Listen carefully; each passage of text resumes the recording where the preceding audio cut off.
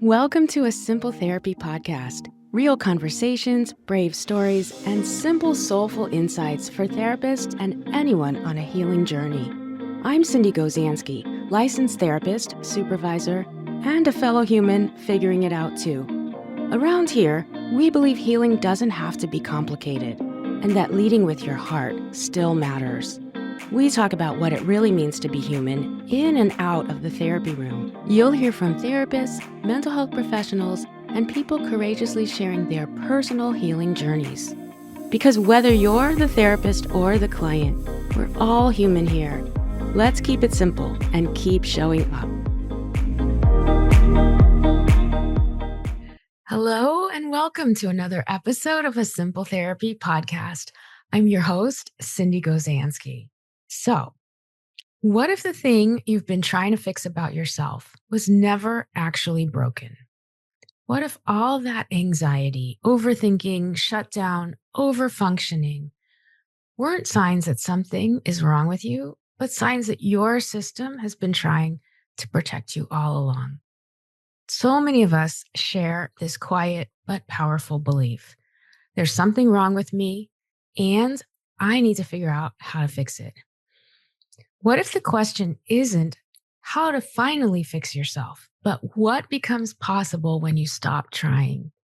My guest today, Lacey Kelly, has lived this experience personally and professionally, and she's going to share with us today why we're not broken, don't need fixing, and how everything begins to shift when we start understanding ourselves instead. I'm really excited to have this conversation. First, let me formally introduce you. Lacey Kelly. Lacey Kelly, LCSW, is a therapist, speaker, and author of the book, The Process of Unbecoming, A Different Relationship to Being Human. Grounded in trauma and relational therapy, she explores how identity forms through adaptation, why patterns are protective rather than pathological, and how change happens through relationship. She writes and teaches about the human condition, therapy culture, and returning to a more integrated sense of self. And as you start to listen, you can check out her beautiful and informative website, theunbecominghub.com. Welcome to the podcast, Lacey. Thank you so much, Sydney. I appreciate you having me on. Yes, it's a pleasure. And I know for myself, I often think about those things that are wrong with me, those parts of me that are broken. So I need this message as much as anybody else listening. And it doesn't discriminate. It doesn't matter if you're a professional or if you're a mom or a dad or a kid, like we all somehow embody this message. Yeah. So I'd love for you to start with your own story, because you kind of came to this through some of your own experiences and have then really created a philosophy of unbecoming. Yeah, I've definitely lived this personally, more so than professionally, I would say. I've always been feeling a little bit of that existential ache, I would say, from the time I was really young. I started practicing yoga when I was 12, and even then felt such profound relief to think, oh my gosh, something I can understand and make sense of this feeling I have, and a way to be with it that is not just analytical. And as I was a practitioner and eventually became a teacher, I later realized I was a bit disconnected from the philosophy and the teachings. But nonetheless, I pursued that sense of feeling the relief. I pursued the feeling of relief through it. And so if there's a self-help book out there, a new age philosophical book, I probably have it. I have digested more material on the subject I can even fathom. Okay, that's so good, because I'm a self-help junkie, personal development junkie, right? And I say that with pride, but you're actually going to disabuse us of that notion. Yeah, because it's funny. As I was a yoga therapist and working with people in that capacity, same thing was coming up over and over. I was seeing the same thing in those clients as I do in my therapy clients, which was very much the same feeling in myself, which is there's just something I'm not getting, like a reason I'm not feeling settled. And maybe if I just read this book, get this thing, have that job, have this relationship, then I'll finally feel okay. And it's kind of funny because one of the reasons I became a therapist was to take more trainings about relational topics and all these different things. Like, what's it going to be? What's going to be the thing that really works? And And you see yeah, that's one of those things that we do as therapists. Like, we're always about what other trainings can I take? I mean, yes. yeah. Yeah, I know we're training junkies as therapists. I feel like we can't get enough of that knowledge. And I think therapists really are especially prone to what I'm talking about, the personality type that becomes a therapist. And then as we are therapists, we're kind of all a little bit of seekers in that way, seekers and helpers. And I think that tends to be a little bit more of a personality type that has that angst of just something not quite sitting right. So yeah, I have been in the thick of it personally, and eventually realized that maybe all of my seeking was part of what was causing the angst in the first place. And that's what got me questioning the premise that a lot of us are operating from. This premise that there's something fundamentally wrong with us. I mean, it's unbelievable. You work with people in any capacity, like I said, yoga therapy, therapy. We all carry some flavor of the belief I'm not good enough, I'm not lovable, there's something wrong with me, or and at its worst, I'm inherently defective as a person. Like my core of a person is wrong. And it just got me thinking, how are we all feeling that? It became predictable almost in working with people. Like you kind of know where things are going, especially work with attachment. You can kind of see it coming. Yeah. But yeah, it really got me thinking about that. I probably going to interrupt you a lot, but I don't want to miss anything. This is so important. So one thing you say is like the yoga teachers, yoga therapists, regular therapists, we experience this too. And I think a lot of people who aren't those things would be like, oh, the yoga teacher should be like so serene, have it all together. The therapist should like have it going on. They don't experience those things. And it's really important that we're all human. We actually do. That's one. And two, when you say this premise comes into our being, I agree. And yet, most of us look at little babies and we don't see that. Exactly. Exactly.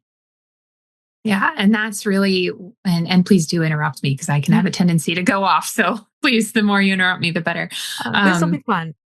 Yeah. That's huge because for a lot of us, and as therapists, we talk about inner child work and trying to gain empathy and compassion for those parts of ourselves. But, in the process of unbecoming, we take it a step further and look at that instinctive response that we feel around a newborn or an infant is a capacity of being human, that instinct to protect. And we protect what is vulnerable and valuable and worthy. And so we all have that. And we're conditioned to think we don't. And one of the things I love about seeing this way is that those protections that many of us come to therapy for, the patterns we don't like, are the evidence we need to show we have protected our own vulnerability. That vulnerability and worthiness is inside, which is how all these protections got there in the first place. Yeah. Do you attribute this conditioning like really to, culture and social norms and like our environment? So, multitude of things. I look at it like when we're born, you can see it if you look at a newborn, they're not separate from that inner world yet, right? Yeah. And as humans, we are, and this is one of the aspects of the process of unbecoming, is always looking at what are our inherent capacities of being human, because we are human and it means something to be human. And so, what are our gifts, our capacities? And one of those is adaptation. We adapt, and we're so good at it. And in the past, we may have adapted to terrain and weather and predators and tribal groups, right? I mean, such a different world of adaptation. And now we're adapting to the single family home. And so for a lot of us in our first world, we have those basic needs of that immediate physiological threat kind of taken care of. And so the next layer of threat is the social belonging, of making sure we're feeling accepted and belonging in our little group. And we've never had such small groups before that we're adapting to. Right. It keeps getting smaller and smaller. Absolutely. Even Yes. just the way we look at, like, pairs and couples, and we rely completely on our partner, when in the past that wasn't the case. Exactly. Yeah. So in that single family home and this adaptation to the environment, we have to orient externally to such a great degree to read the room, understand emotional patterns, predict behavior of our caregivers, and adapt to what brings us more connection.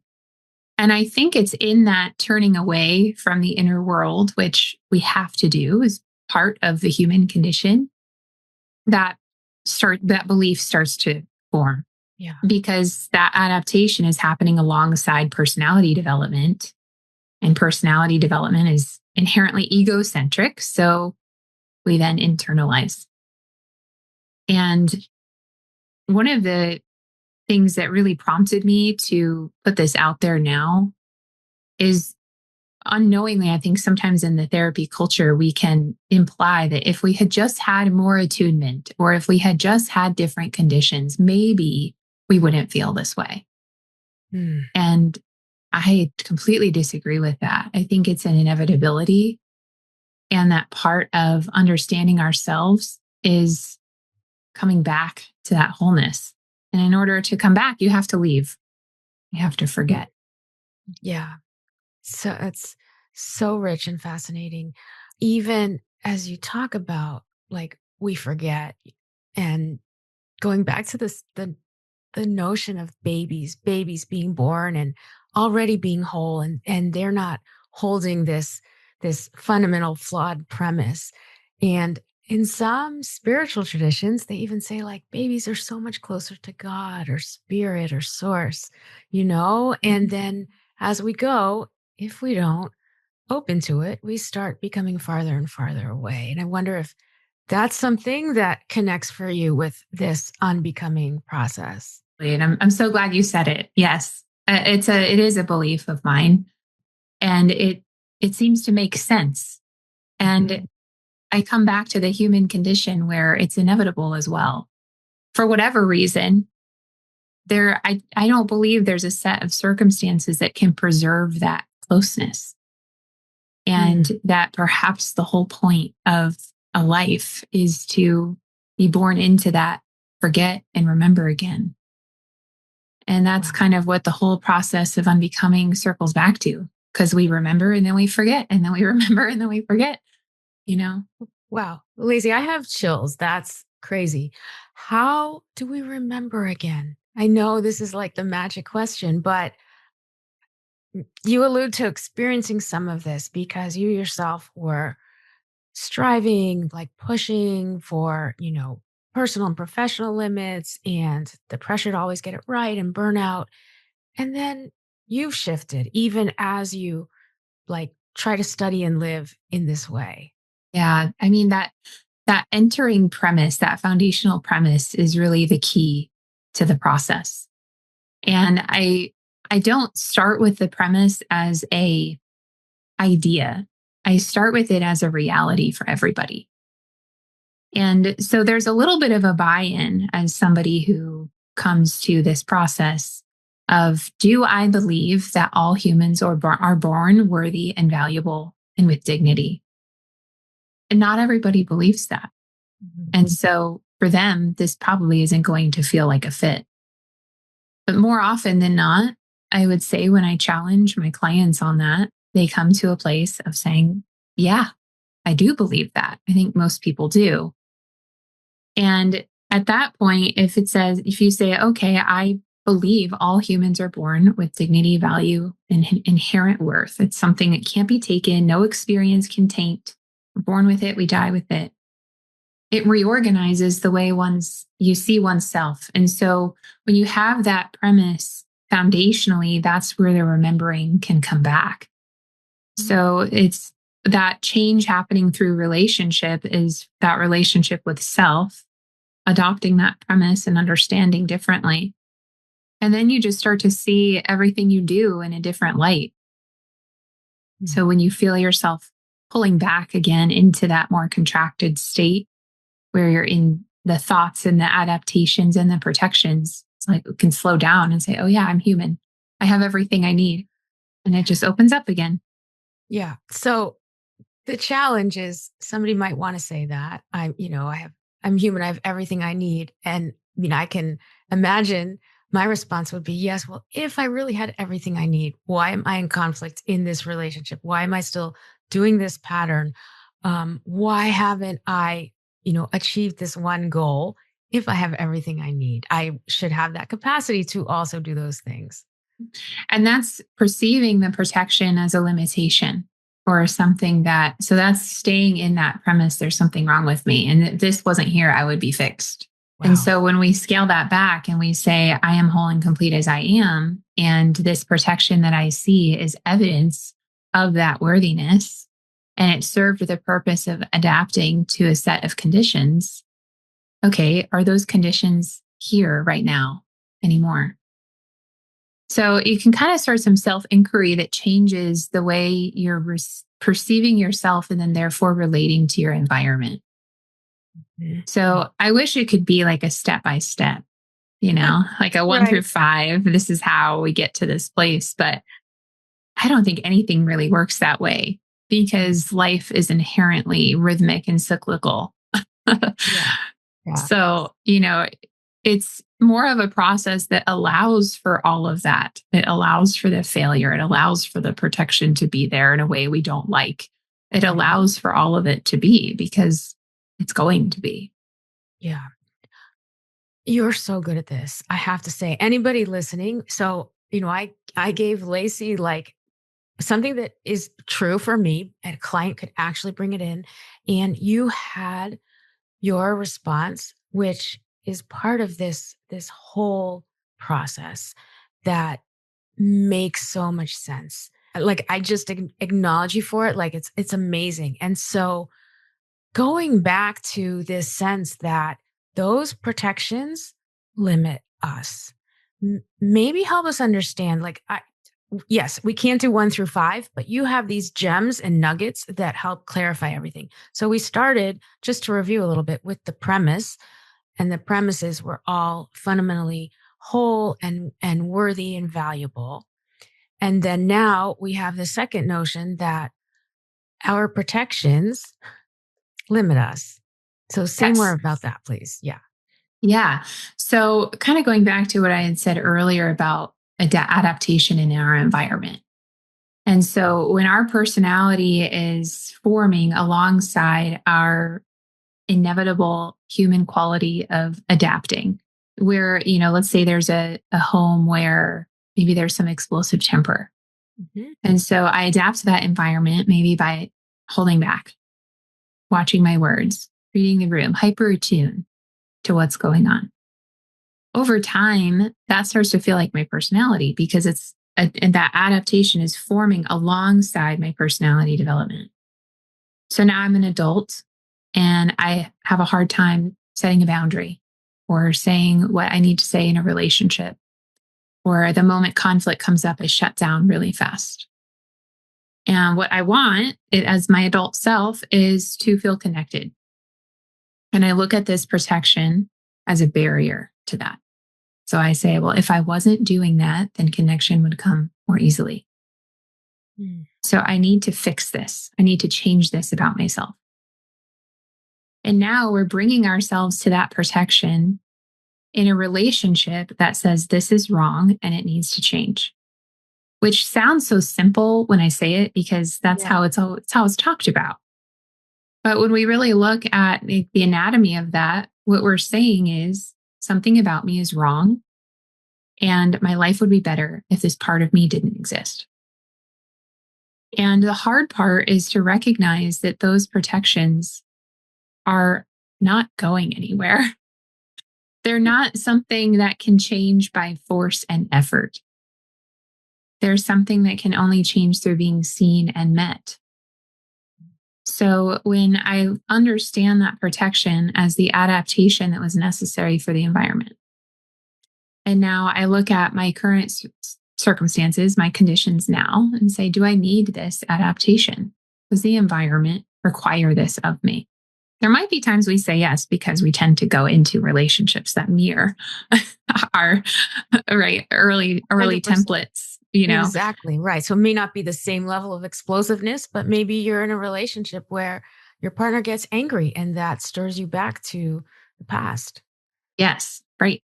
And so then we're looking at an internal meeting of the self. And this is, you could think of like a parts work kind of intervention here. And if you're looking at from a therapist perspective, of understanding that protection as once that helped get us through. And so now you're meeting it inside as, oh, this is something that helps me. And that starts to soften the relationship to it as a whole. And then the next step from there, rather than trying to make it change or make it go away, that's where the time piece comes in. Like, what capacities do I have now as an adult that I didn't have then? And this is where one of the principles in the book is that capacity is inherent. Hmm. And capacity is another piece in the self-help world that we talk about, something we need to develop. Like, it's a skill we learn. And what I put forth is that that's not the case, that the capacity is always present within our bodies to meet a situation as it is. So the capacity that we have to meet that part of ourselves and hold it within ourselves is always there. I'm sure you see this with clients too, that when you slow them down, right? Yeah. And you have that internal meeting, there's the ability to soften with it. Right. Exactly. And that's one of the reasons it is so important to slow them down. And just like you are slowing down us as you explain this, so we can start to take it in, so we can start to see this beautiful self with capacity that you're talking about in us. I take the concept of co-regulation here. Okay. So we kind of go back to childhood, and the child is born with capacity already, right? It has capacity to feel, to experience, to cry out, to receive. There's so much capacity in a newborn, a baby, a child, and thereforth. And that co-regulation of having a nervous system with that child's nervous system, not to fix it, but to tolerate the emotions and the experience of that other being. And through that steady container, they rise and they fall, right? The emotions, the experiences. And so that's how we orient to our own capacity, and it develops as we age. And once we reach adulthood, whether or not you had that steady container, you've still developed the capacity. It's inevitable, but are we accessing it? Mhm. And the access to capacity is another big piece of the process of unbecoming that is really best done through relational mirroring. So if I'm working with someone and they're in a tight spot, they're really in the emotion, it's that mirroring of like, and you're holding it and you're here with it, so it's that reflecting, like you already doing it. Yeah. Yeah. And that gives the room for that protection to soften and the relationship to change, not with the goal that it never comes up again, but that when it does, it's like, oh yeah, I can hold this. And it may not be necessary the way that I think it is now. Yes. And Lacey, as you say that, you're holding it now, you're here with it now, you're doing it. The client or the person feels more seen because usually that capacity, that part of them is never seen even by themselves. Yes, exactly. Mm-hmm. Because we're so used to those adaptations just being identity, like, oh, it's just who I am. And so there's a fusion that happens with the self in that space. And when you can help reflect that access to capacity they're already having, and also just some education that you don't develop capacity like a skill. It develops whether or not you want it to, Hmm. because that's just humans. That's just how we evolve over our lifespan. We can handle more and more and more and more as time goes on. And yeah, go ahead. Yeah, I was just going to say, especially if we have someone who is co-regulating, is seeing us, and it really isn't even incumbent upon like privilege. I'm sure you've worked with people who are in recovery or in rehab from having a not so good past, and most people wouldn't think the premise of them, and yet you bring it out, you see it, and then you start to restore their goodness to them because they're there, they're in that capacity that they can start to feel it. And to me, that's also like the spiritual part of being with people. It doesn't have to be Yes. therapy, it's just being with people, being like, I love the way Father Greg Boyle talks about it as like kinship. And that to me is just so Yes, riveting and true. exactly. Mhm. Yeah. And you're right. Just the human to human Yeah. experience of being seen without someone else trying to fix, too. It's Mhm. just, here we are, and you're with it, and we're with it, and everything's okay. Yeah. And it's like, oh, yeah, you're right. I can hold this. And then now they're having that experience of the access to capacity. And that's really what shifts the relationship there to the protection. Today's episode is brought to you by Berries, the HIPAA compliant note taking platform that makes your therapy documentation effortless. I am using Berries now with my group practice, and it is amazing. Berries says goodbye to the burden of mental health notes using automated note creation. You simply record your notes or record your session, and the platform instantly transforms them into a fully customizable format. Plus, your recordings are not stored, ensuring complete privacy. Berries is personalized, affordable, and comes with an extremely generous trial period. And for listeners of this podcast, use the code Sindee50, that's SINDEE 50, for $50 off your first month. With Berries, you can reclaim your time and focus on what matters most, your clients, not your notes. It's truly made me enjoy being a therapist again. I encourage you to check out the link in the show notes for Berries. Use my discount code Sindee50 and get started today. So we're kind of hovering on this idea, like let's say somebody is really, really still struggling. They've been through a lot of trauma. They carry deep shame and they truly feel broken. And you're trying to work with them. How do you like begin to introduce this idea to them that they're not broken without invalidating like all of the stuff they've been through?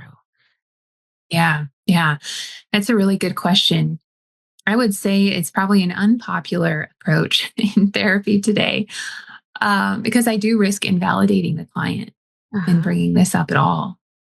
I love it. And Tell me more. yeah. So when I work with someone who truly, like their core, Yeah. feels completely full of shame and they are just coded in it, and I introduce this, I don't often get met with resistance in the way that you would think, because most of them are quick to say, well, of course, a baby has vulnerability and worthiness and Mhm. inherent dignity and all of these things, but not me, is usually where it goes. So they are feeling like an exception to that birthright, you could say. Yeah. That's normally where the resistance comes in rather than a feeling of invalidation of what's happened to them. But if, someone does go there and they're saying that if they were whole or worthy, then this wouldn't have happened. Mhm. Come back to the foundational idea that that wholeness and worthiness and dignity can't be taken by what happens to you. Mm. And I really just use a lot of different examples of others to pull on that common humanity. And that person does start to see that they are part of the humanity, right there. Mm. And so they connect with that humanity in a different way, which actually shame is such a great emotion to connect with humanity through. So it seems counterintuitive, but Right. sometimes those are the clients that kind of fold in the easiest. Yeah. So, what do you mean by that? Like, shame can be one of the ways to connect. Yeah, good question. I know you probably don't hear that often. Yeah, because um, there's a lot of like counter approaches here, which I love. yeah, That's where the truth is, I believe. yeah, yeah. So shame is, I think it's just such an interesting emotion. And in complex trauma and developmental trauma, we can be trained to see it in one way, which is the loss of self, collapse of self. That there's been such awful things that have happened to a person that they're in that space of loss, basically. And I see shame as the emotion that's necessary to actually feel empathy. Because in the absence of shame, not that you can actually be absent of shame, but in someone who's so disconnected from their shame, and Mhm. that emotion tends to show up as very unempathetic. Right. And someone who is so deep in shame tends to be someone who might be overly empathetic to the point of loss of boundaries, loss of self, merging with others, intense self sacrifice, those kinds of things. So, shame is an emotion that's actually a doorway into common humanity, to look at another person and say, you are a human, I'm a human, we have something in common here. So, when someone's really deep in that shame core, and there's that validation, of course, of the emotion itself, but then it's not a defining quality. And sometimes just someone hearing the different perspectives of shame, like the different unexpected gifts it might offer, is enough for them to have a little like, oh, I wouldn't have seen it that way. Mhm. And now they're relating a little differently to their internal experience. So Yeah. sometimes it's just like, you drop something in and it's like, oh, and then the reorganization happens on its own, the reorganization of the self. I need you to simplify this a little bit for me. So I'm thinking of shame in that common sense that we say that means I'm bad. And so if that's the case, I'm bad, that goes to the premise, to the opposite premise of I'm broken. I'm bad, I'm broken. And yeah, that's what you're saying is like the doorway into the empathy. Yes. Mhm. Yeah. Yeah. So when someone's really in that, I'm bad, I'm broken, the one that comes up a lot, I am defective as a person. Like there is something so wrong with me, Mhm. because if there wasn't something wrong with me, these things wouldn't have happened. And when someone's really deep in that state and that bodily experience, because it's, obviously living in there, we go to it. I first understand, how they're relating to that experience, because it's usually that fusion is happening where that's all that exists. And so we just get a little bit of space, even by the question, what's it like to feel that or say that out loud to me right now? And then there's that little bit of space, like, okay, there's little bits of space happening. And that's usually when I can bring up the premise.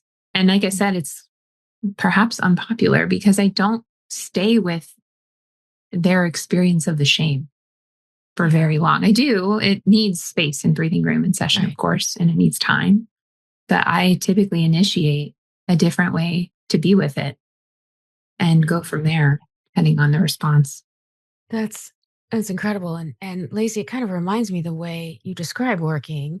There's a little gestalt there because in a way it's like usually we face the shame in the foreground, right? And then you're trying to like help it go into the background and then switch and bring some of this um premise and worthiness and unbrokenness to the foreground. And then it's going to go back and forth like that. But it's creating that space and that gap for I guess actual change to start happening, actual shifts in possibility. Yeah. Yeah. We need the little bit of opening. It's starting to dissolve the fusion a bit. Hmm. And, I've also found in working with individuals that have that really deep shame core, sometimes the validation, I kind of like I make little truth doors when I'm working with clients, truth door one, truth door two, truth door three, that there's multiple truths happening at the same time. And there Hmm. can be one truth of I'm whole and worthy as I am as a person, I'm born with it. And another truth that what happened to me, maybe I did get treated differently than anyone else in my house. And, truth door three might be something along the lines of, and it had nothing to do with me. And so a lot of the time when clients are really struggling with that, they're reluctant to accept the premise because they feel like if they accept the premise, they're letting someone else off the hook, and they might be holding on to that shame or that core to say, like, look and see how bad it was, Yeah. and so there has to be space to validate as well. Like, maybe there you were treated differently than your siblings, or maybe there was something about you, but not about your person. It's Mm. different, because transference happens all the time, parent to child. Right. And so, if you have someone who was in an awful marriage and now the child looks like their ex, right? And so it's like, yeah, that Yeah. it kind of is about you, but it's not about you, Right. you know? Yeah. And I find that gives people a lot of relief because they can find like, it may have been a little bit, but it also doesn't mean that I'm inherently broken. Yes. Yes. And I think you're kind of undoing some of that connection. Like, let's say somebody was a kid and their mother was always telling them like how terrible they were, was, something like that. And the connection, even if it wasn't so good to the mom, probably still exists for them on some level. And so if they see their worthiness, what happens to their mom? Yes, exactly. There can be that complexity as well. Hmm. So Yeah. it helps to kind of untangle and allow for these multiple truths and realities to exist. And I think sometimes as therapists, we can be really focused on resolving shame or really Right. depersonalizing. It's like nothing about you, had nothing to do with you. And there can be a little bit of an agenda sometimes without us knowing that we're pushing for that with a client. Mhm. If this wasn't about you, your actions of your parents had nothing to do with you. And I find that can create quite a lot of friction with clients because there's a way to validate that without it turning into the core of who they are. Because being human is messy and complex, and it's possible there was a factor in there. And there's so much relief in that I found for people to say, to name what they felt was real without it affecting their core person. Mm. Right. Right. So if we just play with another example, because I think it's so helpful, and probably as you can imagine, it's a little hard to get our heads around this concept because most of us are still not fully accepting the premise that Yes. we're whole Yeah. and worthy and valued. So let's just say, sake of argument, you're looking at somebody who is in recovery and they're sober and you've worked with them and the shame is, less, and they're experiencing the premise in their work with you. They're experiencing it maybe in some relationships.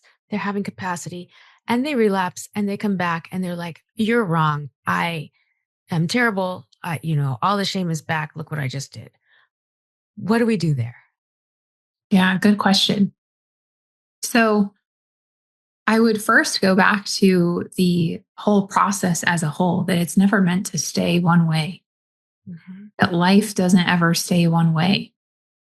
And so the relapse as evidence of failure to who they are as a person is we're back in that forgetting. So Oh, I'd kind of just yeah. start over. Here we are, Right. you So know? there's the rhythm. It's the forgetting and remembering. Yeah. Yeah. And when we can have enough room for that, sometimes a relapse or these experiences, it's not the evidence that I am wrong as a person. So Mhm. there's a lot more space around it to allow the human condition to unfold as it's going to. So that's another piece of the process of unbecoming is the human condition. And that so much of us are taught to resist the bad and accept the good. And we fight for the good and try to get rid of the bad. Yeah. And it's a losing battle. It's just a losing battle. It's never going to happen. And so we bring in that element of the human condition in the process of unbecoming to kind of reset expectations of what a life looks like. And that's one of the things I talk about is like, we're so steeped in the self-help culture of what becoming looks like, that we can become perfectly regulated and healed, and things should just be easygoing after that. And the expectation, I think, really messes with people's minds that there's some end goal that looks like that. Right. And there's just not. Yes. So You it's, talk yeah. about this as like the cost of constant self improvement. Yes, Hmm. absolutely. I think there's a huge cost to constant self improvement. Yeah. And I imagine, it's that trap of comparison. It's, perfectionism starts to creep up again, like all of those things that get in the way. Yeah. Yeah. It's, our culture and consumerism largely teaches us that once we get something, we will feel whole. I mean, it's like the tale as old as time. And once I get the car, once I get the job, once I get the relationship.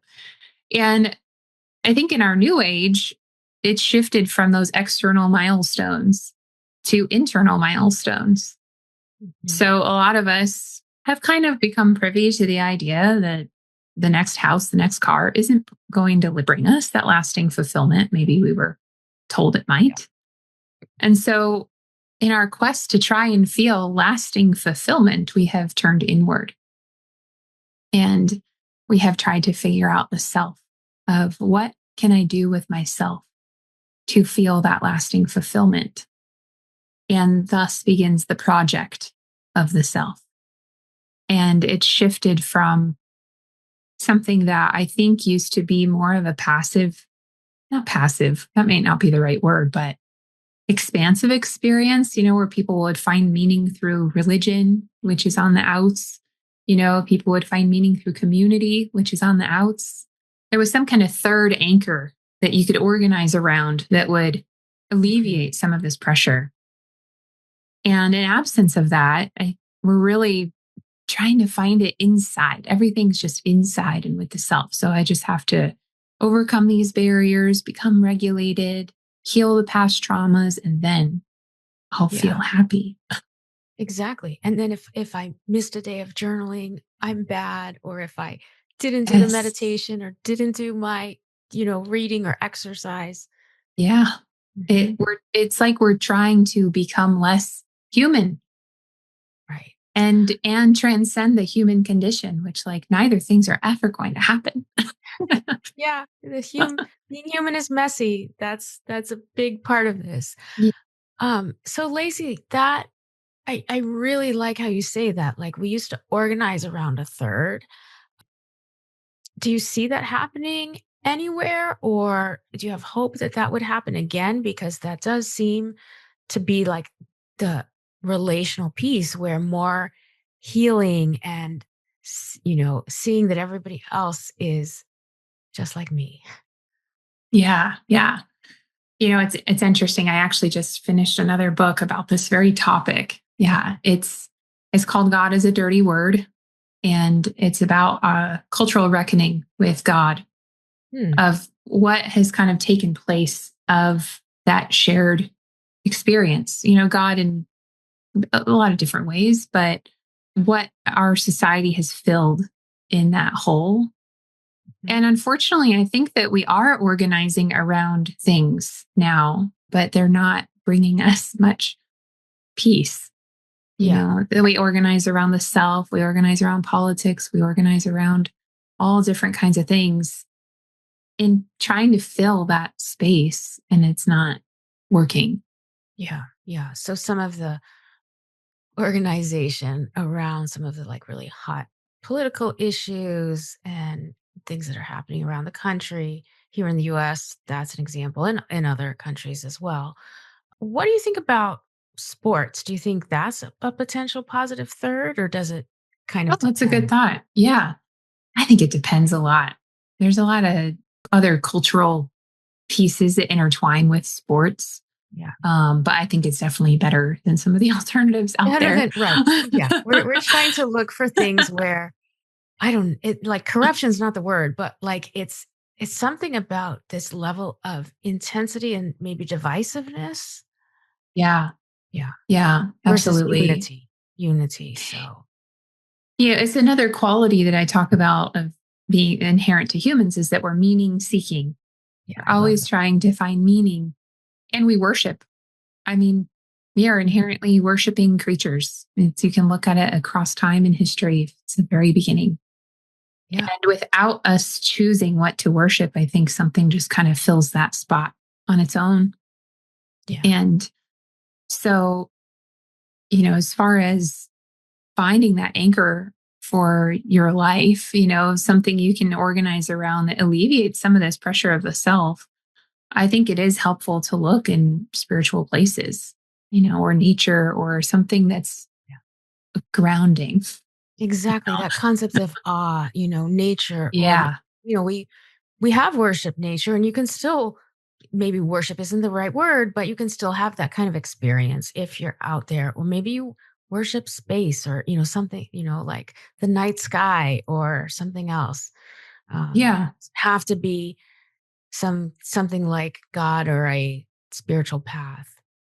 Yeah. Something that you can feel small in the face of. I think that's so, that's kind of how I imagine worship is just something small in the face of it, something I can dedicate myself to that's reminds me of my place.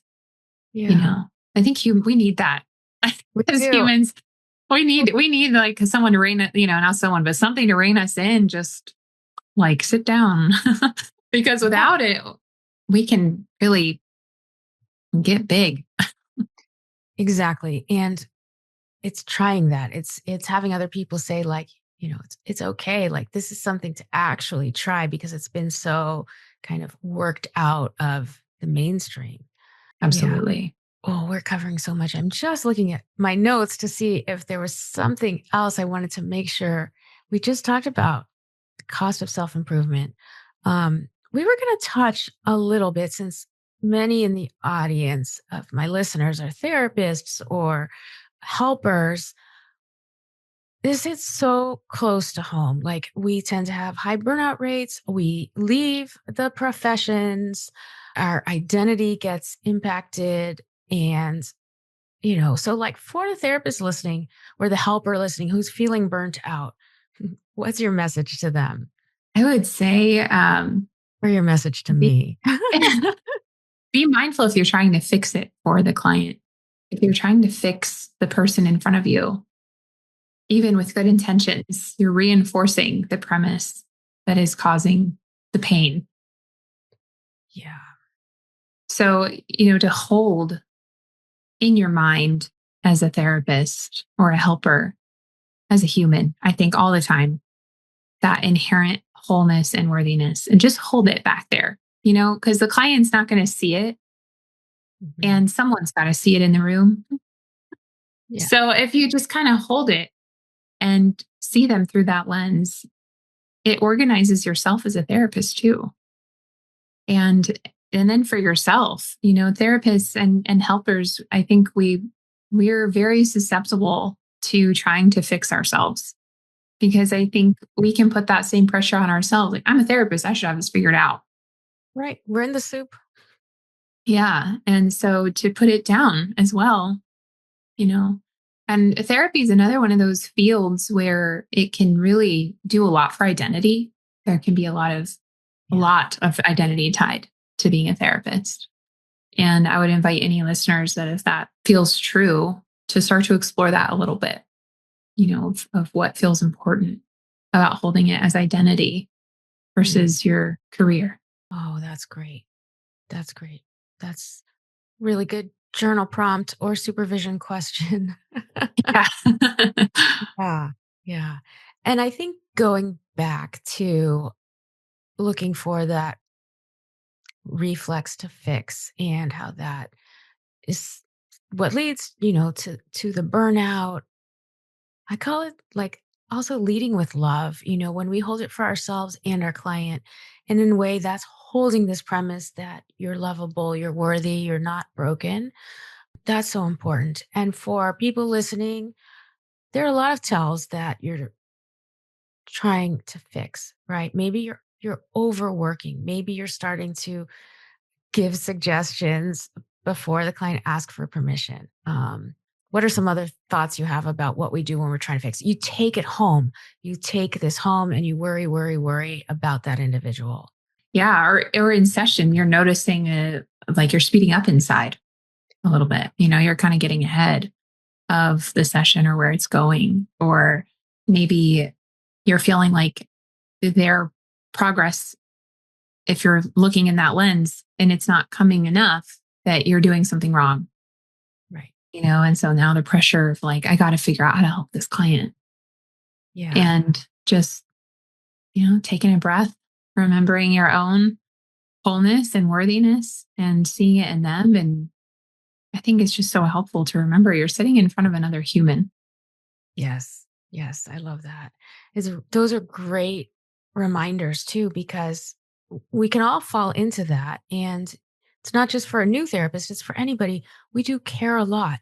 But when you're seeing client after client and somebody's not making progress, you might think, what am I doing wrong? Or I'm better ask more questions, or I better what's my agenda here? And you've popped out of that space, that I thou space with the client, or if you're speeding up or you're thinking, oh, what am I going to say or do next? You're out of it again. So, that will all lead you back to your own wholeness of presence with them. Exactly. And that moment you realize, that's the remembering. now you're now you're right back in it. So it's like that moment you're like, oh, I'm speeding up. Now you've just remembered. So it's, every time we remember we've left is that same invitation to come back. Oh, I love that, Lacey. That's beautiful. You should do like a podcast meditation about this forgetting and remembering. And then we could play it on repeat, especially when we're feeling like the need to just get back on track. That would be really, really cool. That's a good idea. Maybe I'll do that. Yeah. Yeah. Wow. I am just so overcome by our incredibly stimulating and spiritual and inspiring conversation. Anybody who's listening can't just walk away without starting to think of how is this impacting them and their world and their loved ones. And I hope you'll start to check out Lacey's website. She's going to tell us everything, but I guess kind of in closing, what's one truth? Maybe I know the answer, but one truth about being human that you really want people to understand, to start there. That you're human and it means something. And in those capacities that we have as being human, which are our vulnerability, our wholeness, our worthiness, our capacity to meet experience at all, a beautiful ability to adapt to any situation, and to connect with each other. That's all we need. And there's a way to remember it, that we can do that. And then everything else falls into place. And when I say falls into place, I don't mean like it's easier. What I mean is we're navigating the human condition with the sources inside of us that we need to do it at all. So I think nothing is missing from your experience in yourself ever. Thank you for that. Nothing is missing. Amazing. Lacey, share about your work, your website, where people can find your books, The Process of Unbecoming, and so much more. So, yeah. Yeah. Everything's on my website, theunbecominghub.com. I do weekly essays and weekly podcasts, just solo podcasts, just kind of exploring different topics as they come up with what's happening with people who are listening, or sometimes with my sessions, and in my personal life too. I do a lot of just personal reflections since I'm in the process as well, always. So that's where you can find it. My books are on the website as well. And I do intensives around the process too, if anyone's ever interested working one-on-one. That's great. And do you have like courses or a membership or something like that? Yeah, I do have courses that correlate with the process of unbecoming. They're, I would say, not very traditional courses. A lot of them are spoken essays, spoken reflections with a lot of experiential aspects to it. So it's not really like a repeat of the book. It's just kind of an experiential process of the book. There's a lot more courses in the works that I have coming up over the next year or two that I'm really excited about. I'm adapting the process of unbecoming actually for relationships. So some of the courses will relate to that as well. And there is a membership where we do a live Q&A, access to community, and just some little things that come from me every month. Oh, that's wonderful. Would love to have you back on to talk about unbecoming in relationships, especially as a couples therapist. I'm all over that. So yes. I love that. Yeah, Yeah. I'm excited. Let me know. Again, such a privilege, pleasure to meet you, Lacey. And thank you for helping us remember that we're not broken and we don't have anything to fix. And I hope we can all take a little bit of that into the next week. So thank you, everyone, for listening. And until next time, keep it simple and keep showing up. Thanks for listening to a Simple Therapy podcast. If today's episode resonated with you, please subscribe, leave a review, or share it with someone who needs it. Your support means so much. You can learn more or get in touch at asimpletherapypodcast.com. And remember, let's keep it simple and keep showing up.